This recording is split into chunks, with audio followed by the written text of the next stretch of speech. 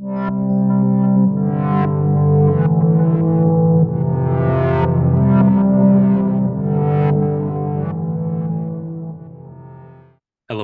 I'm Bretton, one of our MCAT tutors here at Inspira Advantage, where we help students get into med school and other professional programs.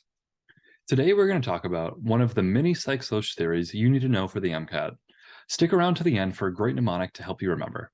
Piaget's stages of cognitive development describe how children learn and develop over time. Each stage is characterized by different cognitive abilities and structures, including the use of schemas and the processes of assimilation and accommodation. Let's start with the first stage of cognitive development. This is the sensory motor stage. Sensory motor stage lasts from birth to around 2 years of age. During this stage, infants and toddlers learn about the world by using their senses and motor skills to explore and manipulate objects. They also develop circular reactions, which are repetitive actions that they perform to learn more about the world. For example, a baby may suck on their thumb or a toy to learn more about the texture and taste of the object. Towards the end of the sensory motor phase is when object permanence develops, which means that a child understands the objects continue to exist even when they are out of sight. An example of this would be a child looking for a toy that is hidden under a blanket, or when you're playing peekaboo, it's funny because the baby thinks that you stop existing for a little bit and just pop back into existence. Once that stops being funny, object permanence has been established. The second stage of cognitive development is the pre-operational stage. This lasts from around ages 2 to 7.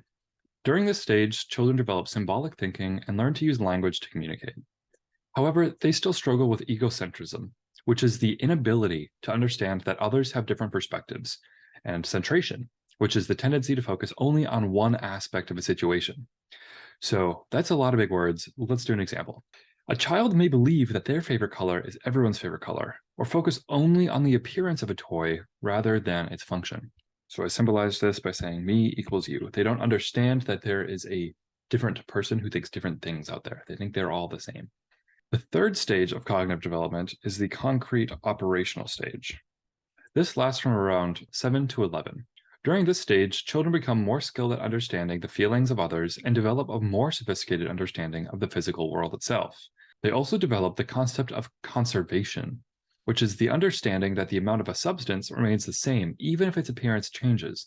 A couple of examples of this. One would be a glass of water.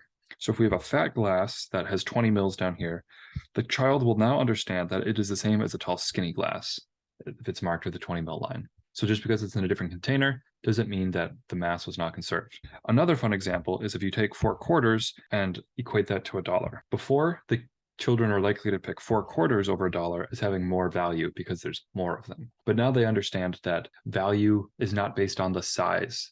The child understands that appearance can be deceiving, and 4 isn't always better than 1, or short and fat isn't always bigger than tall. At the end of this stage, children become better at math and logical reasoning. And now on to formal operational. This is the final stage of cognitive development, and it begins around age 11 and continues all the way into adulthood. During this stage, individuals develop abstract thought and problem-solving abilities. They're able to think about hypothetical situations and engage in moral reasoning. For example, a teenager may consider different scenarios for solving a problem, or think about the ethical implications of their decision. So now that we've gone over all of this, you're going to need a helpful mnemonic. One that really helped me is sad Piaget can't finish. Each letter corresponds to the first letter of each stage: sensory motor, preoperational, concrete operational, and formal operational. And the fact that it's Piaget who can't finish will remind you that it's his theory of child development. In summary, Piaget's stages of cognitive development describe how children learn and develop over time, with each stage characterized by different cognitive abilities and structures. By understanding these stages, you can rock the Psych-Soc section. Thank you so much for watching our video on Piaget stages, and I will see you next time.